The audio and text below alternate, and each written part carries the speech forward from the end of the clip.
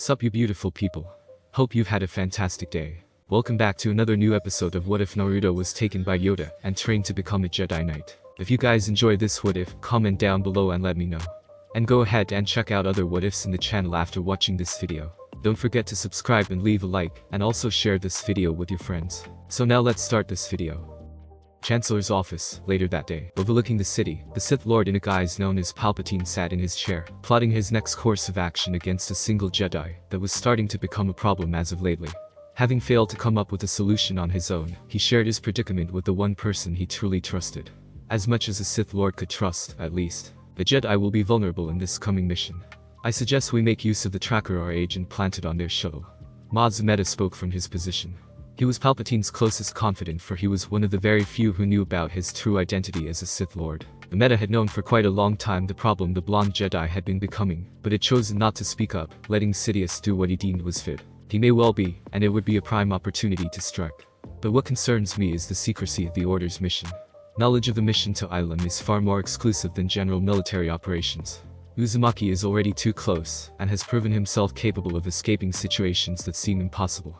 Sidious spoke, carefully considering every word he said. That tracker was their saving grace. It opened up the possible spy to just about anyone with access to the Jedi Temple hangar bay, but its existence would confirm that there was a mole somewhere in the Republic's ranks. But should this trend continue, and I find it all too likely that it will, there would be no contingency. He will report the encounter to the Order, and there will be little we can do to stall a senatorial appointment of a special investigator, likely Uzumaki himself, considering he's the one closest to cracking the case already. He will investigate High Command and then yourself. After that, it would only be a matter of time before our plan is discovered. Ameda responded as Palpatine closed his eyes and leaned back into his chair, wondering just how bold his actions could be. He is too cautious now, so sending him to a battle on hastily gathered intel won't be enough. He's dedicated an entire company to intelligence gathering. Sidious thought, regretting his approval of the merger. The 497th now even had more manpower than a typical legion, and they were all fiercely loyal to Naruto. Sidious had thrice tried to get the blonde killed, and any dubious Sith deployments would immediately raise flags.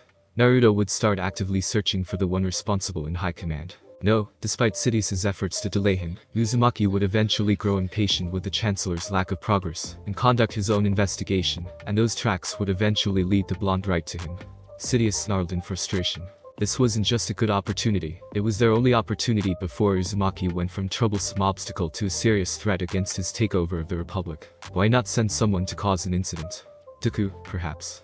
Ameda questioned the Sith Lord, whose frown turned into a sneer. His apprentice as of late seemed to only be of use when it came to failing him. Uzumaki has possibly surpassed Dooku since their last encounter.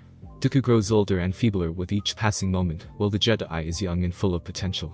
He grows more dangerous every day. Palpatine stated the truth. While Dooku was a gifted duelist and a powerful Sith that was clear-cut above most Jedi Masters, Naruto was on a whole different level physically, and he would not fall for the same trick Dooku pulled on Renvar. The boy was always a fast learner, even if Skywalker was beginning to catch up. My lord, I'm afraid you may have misunderstood me. I'm not suggesting that you assassinate Uzumaki. It is not necessary that you kill him. Ameda clarified. This puzzled Sidious, who was eager to know more. Seeing the inquiry on the Chancellor's face, Ameda continued. His death is the most desired outcome, to be sure, but there is another option. We could discredit the Jedi. Palpatine lit up a bit. Yes, the word was quiet and drawn out, eventually fading to a malevolent silence. He saw where his vice chair was going, and the gears of his mind began to turn. Then who, if not Dooku, shall you send to facilitate this incident? Ameda questioned. Sidious had made it clear that Dooku wasn't an option, but who was? Surely, Sidious wasn't planning on going to kill the boy himself. Impossible, that was far too risky. Uzumaki might deign to flee, and the entire galaxy would know Palpatine's true identity within the day. Sidious responded only with a dark smirk and a sinister chuckle. Uzumaki was observant, and his curiosity had brought him closer than anyone should have ever gotten in unveiling Sidious's identity. But he was far more intelligent, and the blonde lacked the Sith Lord's resources and political power, and those were weaknesses Sidious could exploit. There was what would be the blonde's downfall. And there was one obstacle the boy had yet to overcome. On board the Crucible, Ilum system, 4 days later, once the shuttle had taken off, Naruto and Siri had rendezvoused with a small Paladin-class Corvette that had been used for 1,000 years to make the trip to Ilum, and a single CR-90 gunship escort. Knowledge of the hyperspace routes leading to Ilum a closely guarded secret. All Jedi were limited to only knowing a few of the routes, and a different route was used every time. Not to mention it was a system located within the unknown regions of the galaxy with no separatist presence. Dooku would be foolish to dedicate resources to a blockade of Ilum. The Order did not expect them to meet any resistance from the Separatists, but Naruto insisted that they be given at least some form of protection, in case Dooku happened to guess their route, or in case a certain unidentified Separatist spy in high command tipped them off. On board the shuttle, Naruto met with another group of younglings that he would be escorting to the gathering. There were maybe 12 in this group, pretty large compared to the standard. This was the first group younglings being pressed into early military service, so the Jedi probably gathered up all the best initiates they could find. Well, this brings back memories. Siri commented as she watched over the younglings in the twilight of their time as initiates. The Corvette made the long journey to Ilum in a few days. She remembered how she had first gotten her crystal and made her lightsaber. Yeah, but I still hate this blasted planet. Too cold for my liking. I have no intention of being off the ship for more than half an hour, Naruto stated, causing Siri to giggle. The blonde wasn't fond of extreme environments. He hated snowy, rainy, desert, or volcanic planets. He was lucky enough to receive his first crystal from Siri, but that didn't spare him from having to make the spiritual journey through the caves on Ilum. The Jedi held Ilum in high regard due to it being strong with the Force, and the fact that it was the place where most Jedi get their first kyber crystals. Shaking his head, Naruto looked at Ahsoka, who was surrounded by dozens of tiny floating pieces that were slowly coming together into a cylinder. She had met with Professor Hyang a few hours ago, and gotten some spare parts to practice the construction of her lightsaber web. A handful of other impatient younglings had followed suit, but some had chosen to wait until they got their crystal first. Their concentration is good, but it could be better. They don't know the difference between creating one with and without a crystal. The power that the crystal exudes completely changes your focus, Naruto thought as he observed Ahsoka piece together her lightsaber via the Force. Despite her shortcomings, the process wouldn't take as long for someone like Ahsoka. She was far ahead of the game compared to the other Padawans. Very good work, Ahsoka. Siri commended as Ahsoka smiled, her bladeless lightsaber in hand. She felt much pride in making her own weapon, and the gazes of amazement from her fellow initiates only emboldened that feeling. No more practice sabers after this. She finally had her own. Well, I wouldn't expect anything less from my future Padawan, Naruto stated as he chuckled. Ahsoka looked at him with gleeful surprise. You're really taking me on as a Padawan? She asked to make sure she had heard him correctly, to which he nodded. This way, he could teach her and also keep an eye on her given the situation that the galaxy was plunged in. She was reckless, as most young Jedi were, but Naruto was the master of recklessness. I've been planning on it for a while. I just have to ask from the council, which shouldn't be too hard, he responded. As much as the council disliked the idea of attachment, Naruto would not let some random Jedi be assigned to Ahsoka, and they were aware that this was a situation in which it was best to simply make a cautious exception, lest they want to find their robes shredded or dyed orange. We're here, Siri commented as the small Republic Corvette exited out of hyperspace, with the planet Ilum in their sight. Naruto sighed as he stood up. Well, we'd better change into some winter gear, Naruto said as he heard the initiates towards the storage bay to receive some heavy coats. The ship soon made its way past the atmosphere, and slowly landed upon the snowy planet that seemed to be stuck in eternal winter. Let's get this over with, Naruto stated as the ramp lowered as the freezing winds hit the group in the face. Naruto immediately started shivering. He definitely wasn't one for extreme weather without a battle to keep his blood pumping. It's really cold. Ahsoka shuddered as she hugged herself to keep herself warm. Naruto nodded as he too was trembling from the cold. The two closed in to share what body heat they could. Oh, knock it off, you two. It isn't that bad, Siri shouted at the two. Naruto and Ahsoka only gave her a stoic look, seeing as Siri was only lightly dressed in winter clothing, while everyone else aside from the Wookiee were bundled up from head to toe. Sure, coming from someone who wasn't born in the warmth of the sun. Is that why you're such an ice queen to Ross, because you were born in winter? Naruto shot back, having no idea how Siri was not feeling the extreme cold of the planet. She completely ignored him and moved towards the giant wall of ice ahead of them. Naruto realized they were already there, and he reached out with his hand alongside her. Slowly, the large pillars of ice began to shake, then they started to sink into the ground, revealing the entrance to the cave.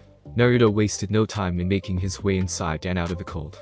Siri waved her hand to signal that, yes, the younglings were supposed to follow them inside. When Siri was an initiate, it was a time of peace, and Master Yoda was here waiting to guide the initiates with his words of wisdom. With the war, however, he found himself too busy to make this particular trip to Ilum. So now all they had for wisdom was, well, not Naruto, so she guessed it was just her. Alright kids, time to listen up, Siri called to attention all of the initiates.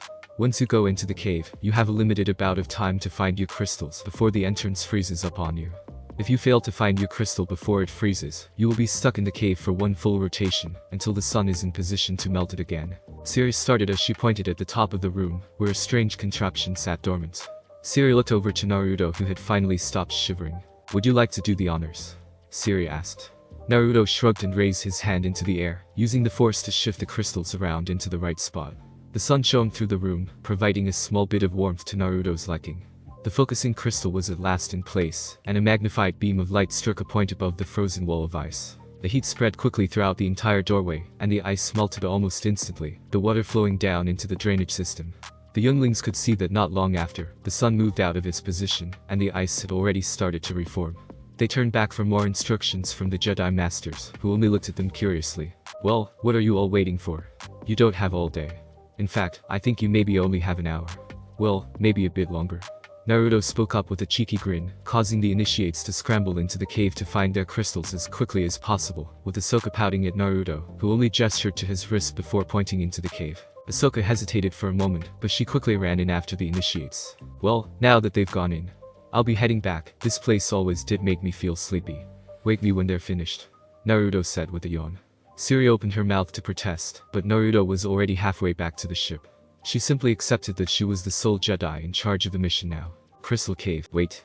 Ahsoka shouted, running after the other younglings into the cave, but they were already far too ahead, and had taken different paths once inside, causing Ahsoka to sigh. They should have stuck together, not split up immediately. Those two kept this whole ordeal vague on purpose, Ahsoka thought, knowing that Naruto and Siri wanted them to figure things out on their own. Well, in Naruto's case, it might have been pure laziness.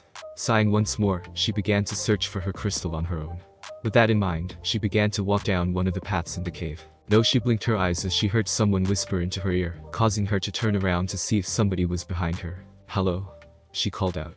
Seeing that no one was behind her, she turned back around. Nothing was there.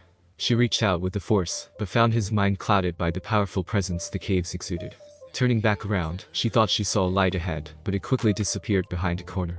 She rushed to follow it, and she turned the corner to find an orange flame floating in the air, blocking the way forward. Suddenly, and as if frightened by her presence, the flame retreated quickly through the cavern. Ahsoka chased after it with haste.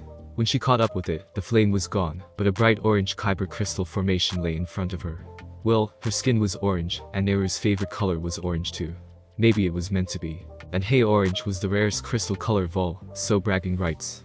Master Yaddle was the only person she could think of that had an orange lightsaber, and she passed away 4 years ago.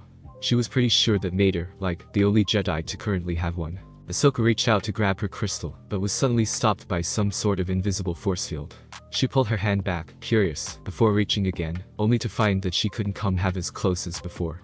She tried again with more effort, and she came closer, but again, she was being repulsed. She looked in her hand in confusion, and then back at the crystal. Was this crystal using the damn force to push her hand away? Well, fine then. Screw you, you picky bastard crystal. Ahsoka cursed. She would regret her words when the crystal seemed to react to them. Ahsoka was thrown back violently, but was surprised when nothing caught her at the top of the arc. She could have sworn there was an ice wall behind her. Ahsoka panicked as she started free-falling, but it was only a short distance trip before she landed on a glacier that she couldn't quite get a hold on. She began slipping down the icy formation before crashing into the snowbank below. Ahsoka sighed in frustration as she dug herself out of the snow. "I'm gonna kill that crystal if I see it again. I don't know how, but I'm gonna do it."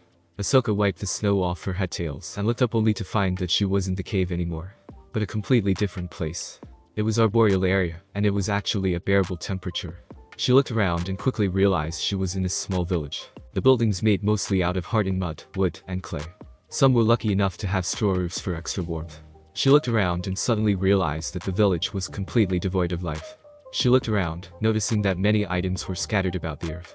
Hammers, bundles of sticks, even perfectly good meat was left rotting in the mud. This village had been abandoned, and quickly. She was suddenly aware of a fire off in the distance. Ahsoka ran forward to see the source of the smoke. It wasn't too long of a trip, but she wished she hadn't made it. What she saw was death as another village burned before her. "What's going on?" she muttered out as the entire village seemed to be on fire. Walking the mid, saw many bodies on the ground. Some were soaked in water, seemingly drowned on solid earth. Other corpses had been burned to crisp, and the smell wasn't none too pleasant. A few had even worse fates, being buried alive with a few limbs of their limp bodies sticking out of the ground haphazardly. What is this, some kind of genocide? Why? Ahsoka thought as she kept moving forward, and she saw several people running in terror. Some seemed to be soldiers fleeing from the advance of whatever was plaguing the village. They threw primitive bombs, and had strange star-shaped metal objects in their hands. In the chaos, a human woman carrying a toddler tripped next to Ahsoka. She looked down and saw youngling was a human Twi'lek hybrid, indicated by his oddly colored hair. In fact, most everyone she saw running was either some kind of hybrid or a full-blooded human, at least as far as she could tell. After a certain point of crossbreeding, human genes eventually overpowered the traits of most other species. She thought she saw maybe one Deveronian and his Zabrak couple, but what intrigued her most was the clothing they were all wearing, more specifically, the armor of the fleeing warriors. "That's Mandalorian armor on a Zabrak?" Ahsoka questioned. She was thoroughly confused. Mandalorian armor was sacred, and not just anyone was allowed to wear it. One had to be chosen as a crusader by the Mandalore himself. Now that she thought about it, all of the people here were shouting in something that sounded a lot like Mandalorian. She swore she had heard it before. This was a highly primitive village, maybe it was a very, very old Mandalorian dialect. Did that mean she was seeing a vision of ancient Mandalore? Ahsoka continued through the village until she saw the source of the chaos. Pale-skinned humans with white hair and horns were at the epicenter of all this death. A woman with pale white skin and hair was leading them, but she had a feature that was even more striking than the horns the others had. "Is it an eye on her forehead?" Ahsoka thought, referring to the strange red orb right above her horn nubs. She was choking the life out of one of the Mandalorian warriors holding some type of strange metal knife. The woman released the man's limp body from her grasp, and turned to look at Ahsoka, the veins around her eyes contorting, causing the young Padawan to stumble back at the sheer aura of power that the woman gave off. Ahsoka hadn't meant to, but she tripped over something and fell to the ground. She looked around and saw the familiar culprit. "Ninja wire!" Ahsoka exclaimed mentally. Ahsoka quickly scrambled to her feet and broke into a sprint as the white-haired woman gave chase. She was somehow floating through the air. She was flying much faster than Ahsoka could run and was nearing her. Ahsoka made a sharp turn right, only to slam into the wall of a building. Collapsing onto the ground and gripping her face in pain, Ahsoka shook off once she realized her nose was thankfully not broken, and there was no blood. Turning around, she noticed the woman was no longer chasing her, and the fire had disappeared. Actually, the entire village and forest had disappeared as well. "Where am I now?" she said to herself as the scenery had changed once more. This was another village, but it was much larger. The buildings were made out of stone, plaster, and steel. But like the last one, it was destroyed. Smoke was still reaching as far as the sky, but the fires had been put out thanks to the massive, oddly placed heaps of sand that had crushed entire buildings seemingly deliberately. She saw bodies of men, women, and even a few children littered the grounds of the ruined village. A malicious chuckle got her attention as she turned to find a pale-skinned man with sick yellow eyes laughing as the corpse of a red-heated boy, around her age, lay before his feet. He had dark circles around his lifeless eyes. He placed a tattered white hat on his head with a red triangle, outlining a strange symbol that she couldn't understand. "And so ends the era of the third. This is the beginning of a new era for the leaf. My ear," the man shouted with laughter before raising his palms into the air. The piles of sand around the village found themselves raising into the air and danced with the gesticulation of his hands. Strangely, Ahsoka could understand the man unlike before. The man lowered his hands and the sand fell. He suddenly turned around and looked straight into Ahsoka's eyes. The eerie cackle returned, and soon echoed throughout the village and shook Ahsoka to the bone. "What is it that you're looking for, my dear?" A long snake-like tongue emerged with his last word. His broke out into another chuckle that turned into hysterical laughter. Ahsoka noticed that the man's eyes had changed from yellow slits into strange-looking red ones, with what looked like three strangely shaped pupils spread along a ring in his iris. She suddenly felt cold and started shivering, and she soon realized it wasn't from the man's horrifying visage, but from the icy of the cavern around her. She was back at the bottom of the glacier. Terrace, 10th Army Base. King was having a fantastic time. If my fantastic you meant having to sort out the logistics of the 497th, then yes, he was having fun. Ross and Naruto had laid the groundwork, but he actually had to put the new plan into motion. "They didn't teach us this in commando training," King muttered as Fox chuckled at that. Fox himself had been recovering from the battle, so he still had some bandages wrapped around his wounds. "On the bright side, we weren't getting shot at by any droids for the next week or so," Fox reasoned as King nodded. After the last battle, Force knows they needed downtime to recover their losses. Ross was commanding the other legions in the 10th Army, in an effort to push towards Salakami, an economic powerhouse that was basically the second capital of the Techno-Union. Taking Salakami would likely cripple so much of the Confederate war machine that their capitulation would be inevitable. "Well, we better introduce the Shinies to their new positions," King stated as he stood up, followed by Fox as they made their way to the barracks. "Well, considering their first mission was getting blown out of the sky and fighting against impossible odds, they aren't Shines anymore," Fox commented as King thought about that. Most of the 644th was wiped out, but those that survived were clearly the better of the bunch. That wasn't to say those that died were weak, far from it. It was Fox and Naruto's plan to train clones in more specialized warfare, and then assign missions according to the skills of the individual group, and assigning each mission a difficulty and scope of operation. One wouldn't want to assign a green heavy weapons company on a difficult stealth operation. For the most part, King had to break down the rigid structure that the Republic had implemented, and rebuild it from the ground up. In theory, it would work, but with only a single albeit enlarged legion to work with, completing the new system proved impossible. King only wished that they could make use of the 1 million irregulars that had been assigned to pointless facility maintenance and garrison duties. They signed up wanting to fight, and High Command all but refused to give them any sort of responsibility. That plan is out the window, for now, Fox thought. With the 644th suffering such massive casualties and the decision to integrate the remainder of the 644th into the 497th, they couldn't test out their system, at least not until they had a new legion under their command, but that would take time. Look, I'm telling you, something's up with the Admiral. They heard Storm's voice as they neared the 10th Regiment's barracks. King raised an eyebrow at that, while Fox chuckled. What's that all about? King questioned Fox, who sighed. Storm's afraid that the Admiral is going to swoop in and steal away his crush. Face it, Storm. She's a total babe, and there's no way a Jedi like her would fall for a clone that'll be wrinkled and graying in 15 years. Fang's voice was heard next, and you could practically see the grin on his face with the way he said it. Looks like Storm was being teased, again. Wait a minute, what a King just heard. Crush, babe, Jedi. He thought to himself. It didn't take long for him to piece it together. Storm has a crush on General Siri. King questioned Fox, a bit surprised by this new revelation. Fox could only blink at that. You didn't know? Almost everyone in the 14th Corps knows. Fox replied. King could only shrug at that. He was too busy fighting in the war, and didn't take notice of the social affairs of the Legion. I do not have a crush on her. Storm shouted back. Do too. Fang replied. Do not. Do too. Do not. Do not. Do too. Storm said with confidence before realizing what he had just said. Fang shot him a victorious grin. Storm and Siri, sitting in a tree kiss Fang, started to sing a silly youngling song, and Storm's face created a whole new never-before-seen shade of red, before he finally blew his gasket. That's it. He shouted as he delivered a cybernetic kick to Fang's chest. The stealth captain recovered as quickly as possible and began running from Storm's wrath. In one-on-one combat, Storm would definitely kick his ass. Even with that leg of his, he was second only to Blitz and King in terms of combat ability in the entire Legion. You're dead, Storm said with a frightening degree of finality. He had gotten an early surprise attack in, but it was impossible for Storm to keep pace with Fang, while still acclimating to his prosthetic leg. It didn't matter, he was certain that idiot would slip up eventually and get caught. The passersby could only laugh. King sighed as he turned to Fox, who was also chuckling. Those children, I swear. King sighed as two continued their childish antics into the next room. Fox nodded in agreement, but he was trying to hide his smile. He would rather not have one of their own murdered by their own brother, even if it was rightly just, but that didn't make the idea any less humorous. Approaching the door, they quickly opened it to find Storm crushing Fang's throat with his shiny new metal foot. Who has a crush now? Storm shouted as Fang, despite being choked to death, gave out a grin. You? Fang answered through his compressed windpipe. Storm would have pressed down harder had it not been King's timely intervention. Alright, knock it off you two.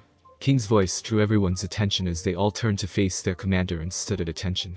King nodded at that. Despite being a rowdy bunch, they knew when to be professionals in their own way. Captain's meeting, 20 minutes. Let everyone else know and don't be late. Storm and Fang both nodded. Storm desperately wanted to wring his brother's neck, but he was more afraid of inciting King's wrath than he desired to kill Fang, so he let it slide. For now. You take that hull, I'll take this one. Fang asked. Storm shrugged in agreement, and the two turned their separate ways. 10th Army Headquarters Elements. As ordered, all 83 captains of the newly reformed 497th Legion. Now then, the remaining elements of 644th will be fully integrated with the 497th effective immediately to bring the Legion up to full strength. Now, even we suffered some losses in our officer ranks. King stated, stopping to give a brief moment of silence for their fallen brothers. We have taken ranks from the 644th that will be replacing and filling in our personnel openings. We've been approved for a total merger, so we now have 20 companies in each regiment. So instead of a little over 9,000 troops in the Legion, we'll have 11.5. And change. King continued the announcement. This news was met with much cheering and howling. More manpower meant more opportunities in combat. After the roar settled down, Fox decided to pick up where King had left off. As per the Chancellor's orders, there will be a battalion assigned to be Naruto's personal guard to avoid the assassination attempts that seem to have been plaguing us recently. I will be personally commanding this battalion, in addition to my duties as Surface Marshal for the entire Corps. However, in regard to daily responsibilities, Captain Arms will be in command, and I expect you to follow his orders as you would one of mine. A few of the captains there began bumping the shoulders and sides of said Captain Arms, formerly the captain of the 17th Regiment's 4th Company. Most of the transfers are just a full company transfer from one legion to another, but are a few replacements. Starting with the 10th Regiment. Captain Charcoal will be replacing Dumbbells as the commander of the 16th Company. King spoke up a bit somberly as he pressed a button on his datapad to show all the reorganizations. Steel Company had suffered tremendous losses on Laritor to the point where it had to be completely restructured. Someone stayed in the incubator a little too long. Fang joked, pointing to Charcoal's scarred face before he was shushed by an elbow into his gut. He gestured his apology when he realized Charcoal. The other change is that Captain Toad of Brains Company will be transferring here from the 68th Legion. He should arrive in a couple days. Whoa, wait a minute. Toad from Brains Company. As in, was his personal group of nerds. This time it was Flash who spoke up. Brains Company was Wiz's think tank when it came to tactics and strategies on the battlefield. They were a bit of a pariah for their mediocre combat strength and asocial tendencies. The rest of the Legion had gotten on fine with Wiz, as much of an oddball that he was, but most of the others were tolerated at best. When Wiz was promoted to commander of the 68th Legion, Toad had taken his place and his company over, much to the relief of many captains. Yes, Brains Company, and he's bringing 2 of the lieutenants back over, too. There was a small wave of groans from the old captains. Not only were they all a bunch of super nerds, but they were often insufferable with their superior intellect and greater knowledgeability. Toad was a notable offender. I will not hear any of this nonsense again. Fox spoke loudly as he slammed his fist onto the desk, making a small crack in the wood. He has tried diligently to maintain order in the 497th while they were training on Camino. You all will treat him with the same respect you give one another already. He is a captain, he is your equal. Actually, he's their superior. Fox turned to King in confusion, while the other captains simply paled in disbelief. He's taking over for me as regimental commander for the 10th. I've been playing this balancing act between 3 jobs for too long. King was the captain of the 1st Company and regimental commander on Geonosis. He'd chosen to maintain both positions after being named commander of the entire Legion. He was now giving that up to one of them Brainiacs. The captains wanted to protest, but they were afraid of upsetting Fox. Seeing no disturbances, King continued. There are troops from the 644th that will be taking over. I want you all to welcome them into the Legion, and I want the transition to be smooth. King ordered. Everyone in the room were now officers in the 497th Legion. The old guard would have to deal with new faces in the Legion, given the amount of freedom that each individual clone within the 497th had. How about we throw them a party? That way everyone can celebrate. Spear suggested, already planning one in his head. I don't think that those long necks taught us anything about party planning. I'll pass. Gamble replied, joking about their creators as everyone and King, who shook his head, laughed. Whatever you all decide to do, please don't scare the new guys away with your craziness. Dismiss. King announced. You're calling us crazy. Do we need to remind you that you took on a pale bald lady with magic space powers and a glowing red laser sword, alone? Fang remarked as everyone laughed with respect, of course at that joke. King might claim that he was the only sane clone in the 497th, but everyone knew in the Legion that King was definitely the craziest clone within the Legion. Having charged in and fighting 2 Force-sensitive beings and putting his life in danger more times than they can count, it was safe to say that King did not fear death. Perhaps I should assign you all on janitorial duty. The droids could use some time off. King spoke up as he turned back around, only to find many of captains already gone. The slower ones were crowding the door. Well, good to know they can run out of here faster than the general if they really have to. Fox joked as King blinked at the empty room. No one liked cleaning duty, but he didn't know it was that bad. That's why we have cleaning droids. He thought as he began to head back to the command station with Fox right beside him. Where do you think we will be deployed next? I hear that the Separatists have begun another new campaign from Megiddo. Fox questioned as King frowned. The Separatists had attacked from Yagdhul, and worlds like Fonder had fallen to them, worlds that the 497th had fought and protected. Now they were started to encroach in on Ord Mantell, with over a dozen systems falling under their control. Don't know. We may have to open another front if we want to slow the Separatists down. Maybe in the east towards Rus, King replied. Opening another front that would put some of the key Separatist worlds in danger, would force them to slow their advances on other fronts. Well, let's hope the general gets back soon so we can decide what to do. Fox stated. He was getting tired of just sitting around, not doing anything. Island. Naruto yawned as he opened his eyes and sat up from his chair on the bridge to make sure everything was fine. As he was going through the motions, he noticed one of the panels blinking. Raising an eyebrow, he walked up to it and pressed a few buttons before he quickly frowned. That's one big ice storm. Naruto thought to himself as he grew a bit concerned. If that storm hit then while they were on ground, they would be trapped on the planet for quite a bit, and he was not going to let that happen. Nodding to himself, he lazily hurried out of the ship, still half asleep, and into the cave where he found Siri waiting. What's wrong? She questioned him, confused why he was in such a rush. There's an ice storm coming soon. We better make sure those younglings get out soon, otherwise we'll all be trapped. Naruto responded as Siri chuckled. You worry too much. They'll get out in time, you'll see. She calmed him as Naruto slightly frowned but nodded. Maybe he was worrying too much. Then again, Ahsoka was in that cave as well, and after thinking about it, he chuckled to himself. Yeah, no need to worry, he thought. Most Jedi made it out of the cave without anything serious happening. Even the ones who get trapped usually figure out that it's easy enough to break through the relatively thin ice blocking the door. The light show and the threat of being trapped is just a big spectacle. He was probably concerned over nothing. The storm was almost an hour away. Crystal Caves, Island. Ahsoka had been searching the cavern for at least 30 minutes. She hadn't come across a single viable crystal, since that orange one which she was definitely going to figure out some way to murder, despite it being an inanimate object. Ahsoka descended deeper and deeper into the cave. She suspected that no one had ventured down this path in quite some time, as it was completely undisturbed.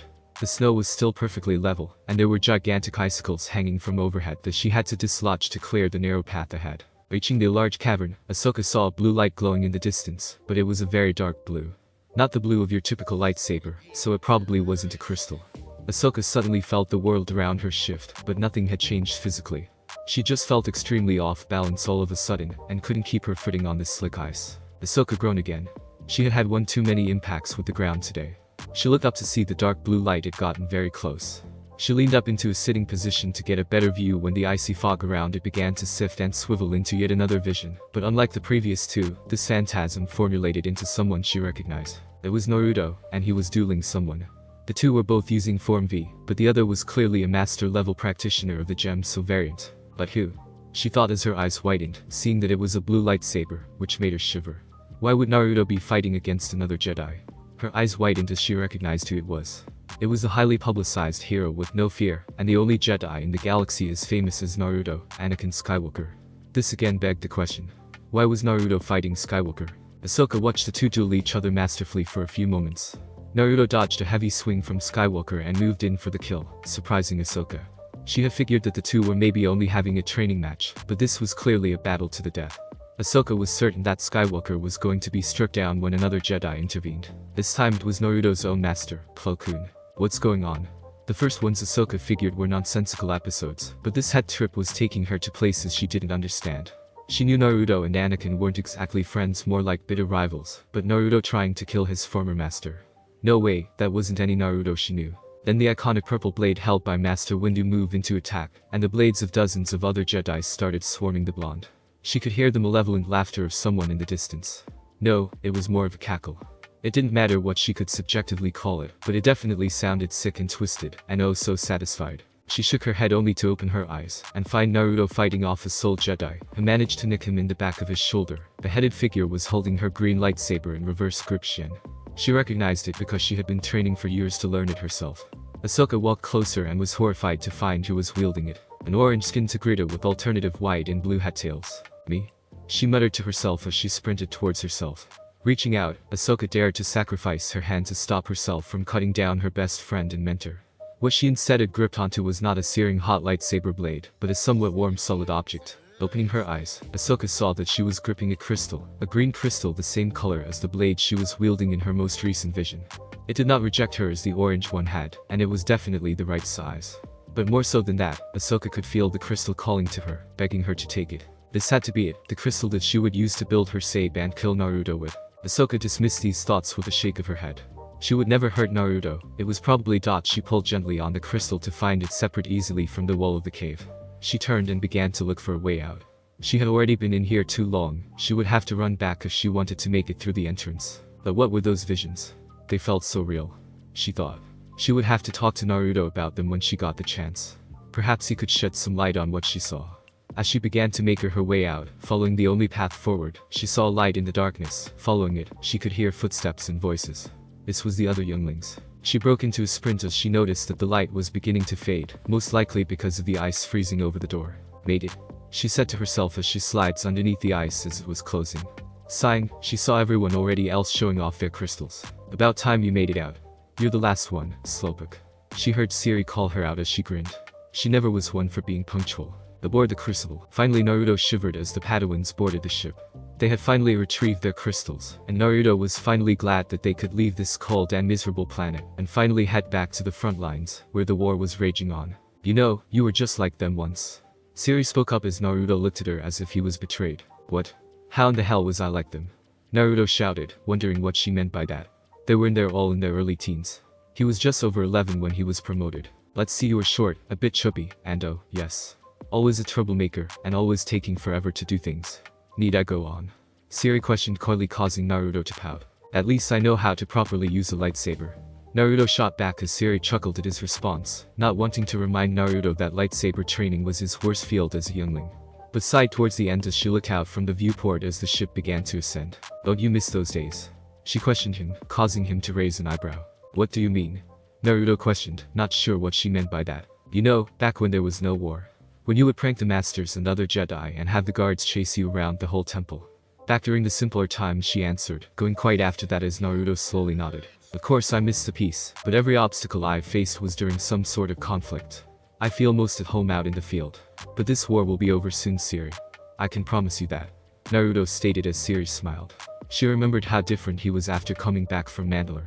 He was a little more jaded and a lot more critical of himself for letting the fox inside take over. We better make sure that the Padawans don't screw up making their sabers and blow us all to hell. Naruto spoke up as Siri chuckled. Like how you messed up when you made your first saber. Siri teased him once more as he blushed in embarrassment. That power cell was faulty. Naruto stated as Siri shook her head. Whatever helps you sleep better at night, smokescreen. She stated as Naruto was about to accept defeat when a sinister idea came to his mind as he smirked. Siri paled. He wouldn't. Oh? Like how Ross helps you sleep at night. Naruto replied, cheekily. He would. He did. What? It is not like that. Siri raised her voice in turn. She and Ross were not in a relationship. What I saw in the hospital room says otherwise. I could be wrong, but I'm pretty sure I saw him squeezing your butt. You guys were smooching up a storm, weren't you? Naruto replied with a chuckle as Siri reddened and shook in anger. It was a complete fabrication, but Naruto teased her with the idea anyways. Nothing happened. Not yet, anyways, Siri proclaimed truthfully. Nothing had happened between them yet. The future was always open to possibilities. Oh? Not yet, huh? So you guys were planning to get it on until I walked in, huh? Damn, if only I could have walked in on that. Would have been a lot funnier to tease you with.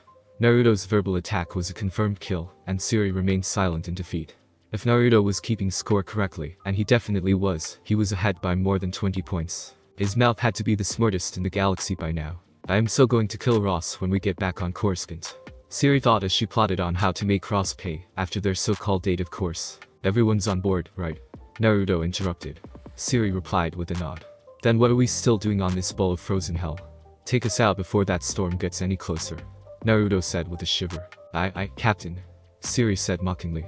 The shuttle began to lift off the ground and broke through Island's icy atmosphere. Soon after, Siri plotted in their return course and sent the ship into light speed. Now that they were back on their ship, the would-be Padawans wasted no time in starting to construct their lightsabers, while Siri and Naruto oversaw the whole process.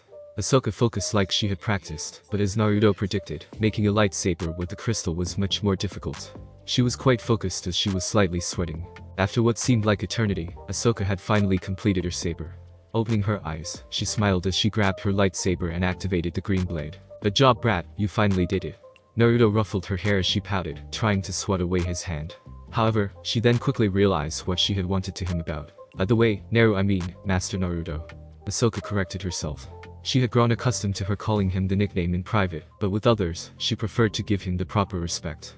Naruto was thankful for her maturity. What's up, Ahsoka? He did not, however, return the favor. And he was as immature as ever.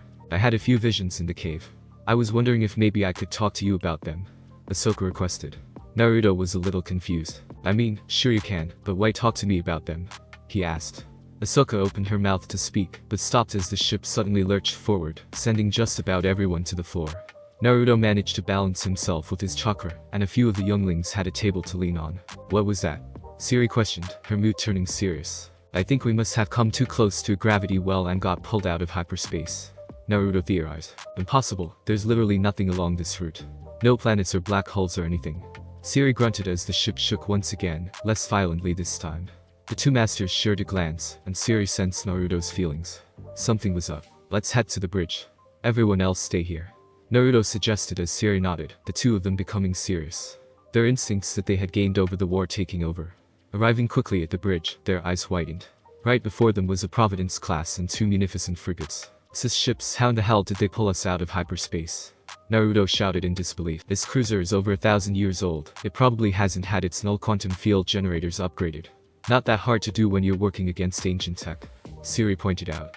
Most ships nowadays had modern NQLGs that could ignore the interdiction technology that had been developed during the Mandalorian Wars. Apparently not this one. Well then, how in the hell did they find out about our route? Naruto shouted in frustration as the ship was rocked again and the power failed. The emergency backup came on shortly after. He didn't have time to think about that now. The first priority was survival. Our escort, Siri shouted, pointing at their small CR-90 escort which was being devastated by the Providence cruiser, only managing to get a few quick hits in before its guns went offline. Naruto spat with his disgruntled sigh. There was no way they could win against these odds.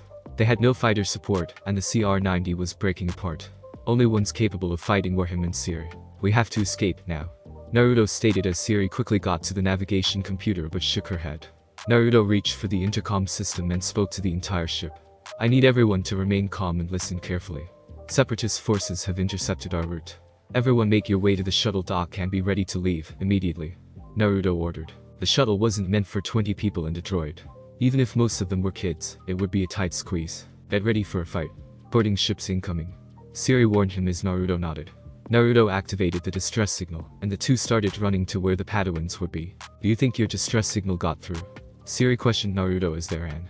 Maybe they could get a message through. If the Separatists have disabled our hyperdrive and caught us in a tractor beam, then our communications are probably also being jammed. One of those munificent frigates wasn't firing, so it probably has all of its power diverted to an interdiction field and communications interception. It was just a Hail Mary. It might have gotten through or it might not have, Naruto responded. What's the plan, Nair? He was broken out of his thoughts by Ahsoka being followed by a handful of younglings, all the ones that had finished their lightsabers. He and Siri skidded to a halt, realizing that these kids had chosen to meet up with him rather than escape. Looked up to see everyone staring at him, as if he had a plan of some sorts. He looked back in complete disbelief. First of all, whatever plan I come up with doesn't involve you. None of you are fighting. I want you and the other younglings to hide, got it? Naruto stated as most of the younglings groaned in disapproval and Ahsoka frowned. Naruto, we can fight. We're Padawans now, Ahsoka argued as Naruto shook his head. No you're not. You're not a Padawan until you're given a master, and even then you're still green. This is a real battle, Ahsoka, not training. These droids will not hesitate to kill you. They're not practice remotes. Naruto was silently begging her to see reason. We're going to fight, like it or not, Ahsoka stated defiantly, not budging on her stance as Naruto looked at her with a frown. He was trying to think of how he could knock them all out at the same time. Siri looked between Naruto and the group of younglings and sighed. Okay, fine. You can fight. But at the first sign of danger, you're all going to retreat. Got it, Siri stated as the younglings rejoiced while Naruto looked at her, betrayed. You can't be serious. They're only kids, Naruto shouted. Siri only shook her head as she pointed at him. You were only a kid when you went off to fight in a war. How do you think I felt when you boarded that shuttle to Mandalore? Siri questioned him, causing Naruto to stop, realizing how Siri must have felt about a situation she had not control over all those years ago. Alright, fine. But only against the basic droids. If bounty hunters, one of Dooku's acolytes, or even so much as a damned Jedi decides to show their face, you're all going right to the shuttle, Naruto ordered, somewhat satisfied with this compromise, as he turned to face the boarding parties that were sure to come. Siri followed after him, knowing not to push him any further. Ahsoka meanwhile turned to her fellow Padawans. Alright, here's the plan, she started, laying out their plan in supporting the two Jedi. It was time to put Naruto's lessons in tactics to good use. On board the usurper, General, their escort has been destroyed. The droid reported as coughing could be heard before guttural mechanical laughter rang out through the bridge. Good, prepare a boarding party, the voice of one General Grievous ordered as the droid nodded and started to press a few buttons. He was eager to add so many sabers to his collection so easily. However, before Grievous could leave, a hologram appeared. My lord. Grievous slightly bowed his head to Sidious. What is the status of the mission, General? Sidious questioned, not wanting to be displeased. Grievous looked up, chuckling slightly. The Jedi's escort has been destroyed and their ship's engines are disabled. They will all be dead soon, Grievous reported, eager to battle that blonde Jedi once more to prove he was superior. Sidious let a grin grace his visible face before he suppressed it. Do not grow overconfident, General. Uzumaki is not to be underestimated. He is an opponent easily on the level of Darth Tyrannus. I hope you fare better than he did, Sidious warned as the transmission ended. Grievous growled slightly as he turned and left, heading to the hangar bay to execute his mission. He would not fail like Dooku and Ventress, and he had no reservations about this battle. Uzumaki had cost him an arm on Destined and one of his favorite lightsabers on Giju, and he knew there needed to be a backup plan. Although the blonde had yet to succeed in defeating him, Uzumaki was still a threat. That's why he chose to board the ship from afar, rather than pull it in with a tractor beam. The cruiser could keep his guns locked onto it, in case he needed to make a hasty escape. The cyborg general waited impatiently in his boarding craft. He elected to soften up their resistance with a few platoons of droids first. With Naruto and Siri, the two had arrived just in time at the Separatists' makeshift airlock to see droids piling out of their transport. Igniting their sabers, they quickly engaged the droids, cutting past the first wave, before quickly having to go on the defensive and defend from the onslaught. Behind them were the fresh Padawans, backing them up as the more experienced ones stayed in the front, deflecting the blaster fire, while the less experienced ones stayed in the back, waiting to enact Ahsoka's plan. Hold the line. Naruto shouted as more and more droid kept on marching onto the ship, as more boarding pods came and left. We've got supers. Siri commented as she saw B2 supers marching up. She gasped in pain as she felt a still healing wound on her leg disagree with her, but she powered through it. The droids were at this point starting to become greater in number. I can't work well in this enclosed hull, Naruto thought to himself as he kept deflecting with Form V Xian. He could push forward, but even he would get overwhelmed in the small corridors. Fall back to the lounge. Naruto shouted as the younglings started to fall back, followed by Naruto and Siri, with the droids right behind them. Once they had left the corridor for the lounge, Grievous finally boarded the ship, coughing. Secure the ship. Chase after Uzumaki and the children, Grievous ordered as the droids started to fan out. Due to the nature of the ship, the engine room would be taken first, as the droids pushed further in with Grievous right behind them. Naruto meanwhile was defending the lounge with the rest of the younglings with Siri right beside him, and he was not having a fun time. We can barricade the lounge room to slow them down. One of the younglings voiced their opinion, but Naruto shook his head. No, that's too risky. They're already right on our asses, Naruto stated, shooting down that idea. The youngling wasn't listening though, and he began to drag a large crate towards the doorway. Then the droids started to cut through the side doors of the lounge, as they had been stuck jammed by Naruto, and what came next was something he could not prevent. No? He shouted as he saw the youngling brutally gunned down by a squad of droids. Everything felt like a blur to him as he looked at the fallen youngling. Naruto felt a surge of red power well up within him, but he suppressed it. Now was not the time to lose his cool. Naruto, we have to fall back again. Siri pulled him out of his trance, but he was not as responsive as before. Retreat to the storage room, she ordered as the younglings began to head towards the bridge. Siri pulled Naruto behind some crates to use as makeshift cover, as the droids focused more on them. Talk to me, Naruto. We may have lost one, but we have a duty to protect the rest, she stated as Naruto nodded. Everyone get back, make your way to the shuttle dock. Get on board the ship. No, we can't do that right now. We're running out of places to fall back to. We actually have to advance here, otherwise they will reach the shuttle before we can even take off. Come on, you brats, let's deal with these droids. Naruto offered Siri a hand. She took it and Naruto flung his sister over the crates they were using as cover as Naruto, and the Padawans emerged from their cover, and began to cut down wave after wave of droids. Naruto grunted as he sliced through yet another B2. After cutting a few dozen droids, they finally stopped as the two sighed. They knew that more were going to come, but they couldn't do anything but wait. Turning his attention away from the droids, he looked towards the Jedi younglings, and again quelled his feelings when he saw that another had fallen. There was nothing we could have done differently. Siri comforted him as Naruto could only stare at the fallen youngling. If the Separatists hadn't blown them into small pieces, then that meant that they still wanted something. This all but confirms it. Republic High Command is compromised, Naruto thought as the two made their way to their shuttle. He wasn't sure at first, but now he was almost certain. Something was up. This attack was no coincidence. They knew exactly where and when to be. A traitor, somewhere high up in the chain of command feeding information to the Separatists. After a quick jog, Naruto saw the younglings, led by Ahsoka, ready for battle, but they were clearly shaken from the death of their fellow comrade. The droids have stopped their advance for now. I want you all to be vigilant, was all Naruto had to say as he squeezed past them and towards the controls, in an attempt to get a signal through. Well? Siri questioned as Naruto shook his head. No use. We're completely jammed. I've activated distress beacon on the shuttle as well, but that frigate is doing its job.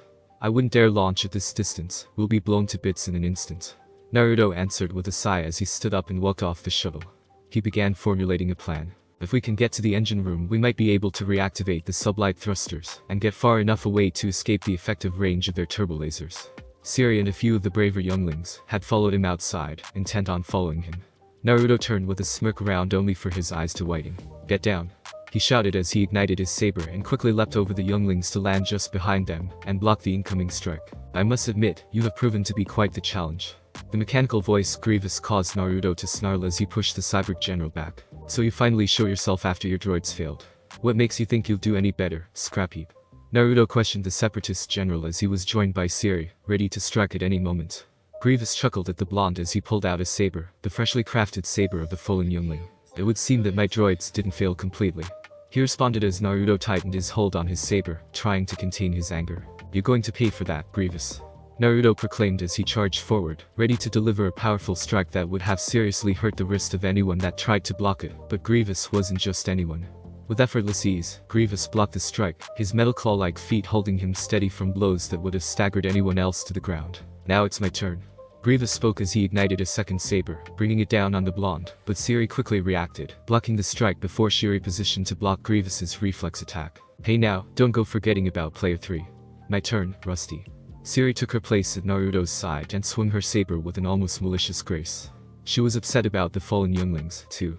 Grievous ramped up the pace of his strikes, and Naruto sped up in return, driving Grievous out of the docking area with his offensive. Siri had trouble keeping up with the two inhuman speedsters, but she managed to get her strikes in capably enough to interfere with Grievous's defense against Naruto. "Enough of this," Grievous growled as he charged at Siri with a powerful backhand, knocking her into the wall. Naruto moved to cover her, but he was suddenly grabbed by one of the general's mechanical feet and thrown across the supply room into a stack of crates that were riddled with blast marks. The cyborg charged the blonde Jedi to finish him off, but he was cut off as Ahsoka and the other younglings stood in his path. "You're not getting through us," Ahsoka said confidently. This caused Grievous to chuckle before he started to laugh. "Do you really think a child like you can defeat me?" Grievous questioned rhetorically as he noticed the only other adult on board surround him with the other younglings. "I know I can," Siri stated as she charged him, but like with Naruto, her strike was blocked as Ahsoka attacked him from the other side, but Grievous was ready for that, as well as he blocked it. "Now?" Ahsoka shouted as 6 other younglings leapt into action, thinking that Grievous was vulnerable, but Siri knew better, and she tried to warn them, but it was too late. Grievous revealed his other 2 arms and grabbed lightsabers from his magnetic hips, instantly blocking all of the strikes, as he laughed at their feeble attempt to surround and strike him down. "Foolish children," he stated as he quickly used his 2 arms to disarm and strike at the younglings, while fighting off Siri and Ahsoka. The younglings stood no chance against the Jedi hunting cyborg, as he swiftly cut 4 of them down with ease. Ahsoka and 2 others managed to block the strikes, but were still thrown to the ground by the power behind them. Naruto had gotten back on his feet, and his anger again welled up at the sight, and it made itself known as he unleashed a furious attack. "I told you not to engage anything except the standard droids. This is way out of your pay grade. Get out of here before I lose more of you." Naruto was panting as he ordered Ahsoka to get the survivors onto the ship. It would be certain death if they fought Grievous. By this time, Siri had rejoined the fray, and the status quo resumed for a few moments. Naruto attacked Grievous, Grievous blocked Naruto. Siri attacked Grievous, Grievous defended against Siri, and attacked Naruto, who blocked his strikes and counterattacked immediately. Grievous was slowly being pressured. Every moment wasted blocking Siri was an opportunity Naruto exploited, and Grievous was feeling endangered. "The unorthodox isn't working. I've gotta go faster," Naruto thought as he started to focus less on unpredictability and more on speed. He had been using his personal variant of Form IV the entire fight, trying to get an edge on Grievous, but unlike any other combatant, Grievous could not tire. The cyborg general was at least having trouble matching the sheer number of strikes, and the speed at which they were coming wasn't something he could brush off either. "I should thank the Count for his training," Grievous thought as he dodged and blocked the onslaught from the 2 masters. The droid general had received some small cuts along his armor, but nothing serious. However, his defenses slipped slightly as Siri managed to destroy one of the sabers that Grievous was wielding.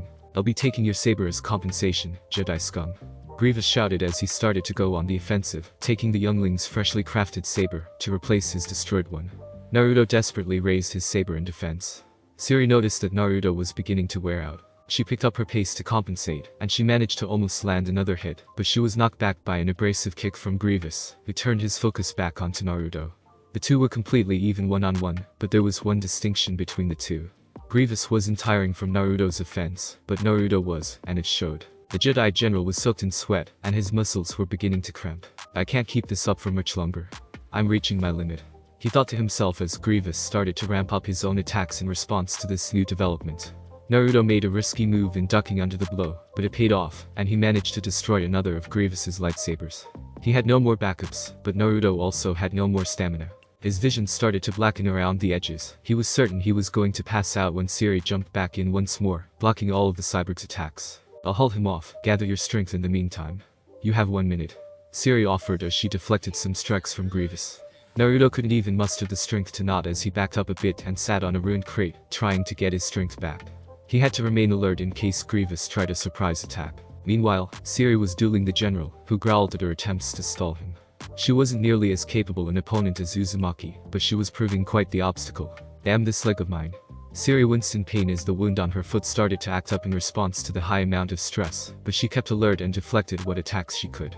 Grievous laughed as he kept on sending strike after strike, each one pushing Siri to the limit as her wound was getting worse. "I've got you," Naruto shouted as he sprang into action, reinforcing her defense. Siri smiled as the two started to tag team Grievous once more, pushing him back bit by bit. The cyborg growled. With only 3 blades, this was proving to be not just dangerous, but life-threatening. "Erg!" Grievous shouted in rage as one of his hands was cut off, the metal melting thanks to the lightsaber. Again. This was the second time that he had lost that limb. Both to Uzumaki.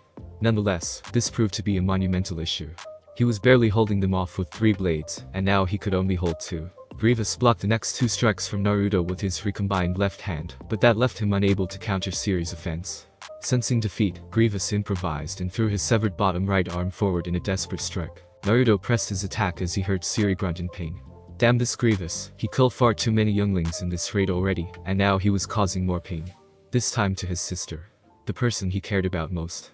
He felt his anger boil up inside, and suddenly he struck through, and a piece of Grievous's shoulder chassis was severed. That's when Naruto heard a familiar voice. But it was pain struggling gurgling. Naruto turned over to the source when he saw Siri slumped over Grievous' arm. Naruto froze when he was brought back into reality.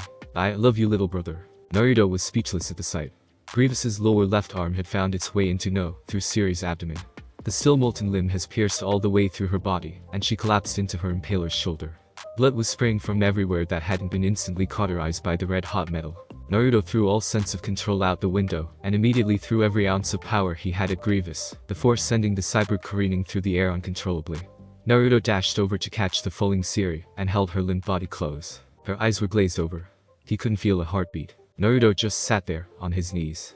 His thoughts ground to a halt and were replaced by a melancholy feeling. A feeling as if his world was being shattered into 1,000 pieces. "At last, I managed to get one of you scum. This battle is over, Jedi bastard." Grievous spoke up, having recovered from being thrown so far back and hard by the blonde. He examined his wounds. Any closer and the blonde might have struck his internal organs. Naruto continued to stare at Siri's body at a corpse cradled in his arms. He couldn't believe what was happening. No, this couldn't be true. But it was true. Siri Tachi was dead. A beautiful face, he thought as he gripped his saber tightly. He had failed again. He had failed to keep his promise to the one person he cared for the most. What is this? Grievous thought frantically as he felt a great amount of dread, his mind telling him to run. Looking down at the blonde Jedi, he saw some sort of red energy starting to bubble out of the blonde Jedi. Naruto collapsed to the ground, his hair covering his face, but his whisker marks were noticeably darkened. His nails grew longer and thicker, as his saber's color started to flicker from the usually too yellowish red. Naruto's head tilted upwards to reveal red-rimmed orbs of molten gold. The pupils slitted similar to Grievous' own, but his were natural. These were malevolent. Naruto's held so much pain, sadness, and an untold amount of rage. The blonde Jedi roared in his unbearable pain as the bubbling red bloodlust finally overtook him. Jedi Temple, Coruscant. Master Yoda was meditating in his chambers when his eyes slowly opened wide. He felt a sudden powerful surge in the force, from the dark side, when he had felt long ago. He began reaching out to find the source, but his sight was too clouded. He didn't know how long he had tried, but it was long enough that he didn't notice the doors to his chamber had opened, and Mace Windu was standing there with an identical inquisitive look on his face. But there was also a bead of sweat dripping from his forehead. "You felt it too, didn't you?" Windu questioned him as Yoda nodded. "Felt it, most definitely, I did." Yoda replied as Windu had a look of concern. "Know this rage, we both do." Yoda reminded and Windu stared back at him. This was exactly the rage they felt when Naruto had used the Fox's energy on Mandalore, but the last time it was more subdued. This time, it was far, far greater. Chancellor's Office, Coruscant. Palpatine was enjoying a pleasant day in his office, a smile present on his face, as he knew that all his troubles would be taken care of soon. However, his eyes shot open as he gasped for air. What is this energy? Sidious thought as he looked around the room, somewhat paranoid, as if he was going to be struck down by the Force. Thankfully, no one was in the room to witness his odd behaviors. The amount of dark side energy emitted from this unknown source was suffocating. He desperately wanted whatever this was. Thanks for listening. I do hope you enjoyed.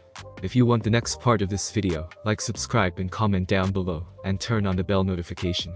And also check out other videos that I have created and enjoy. See you in the next video. Peace.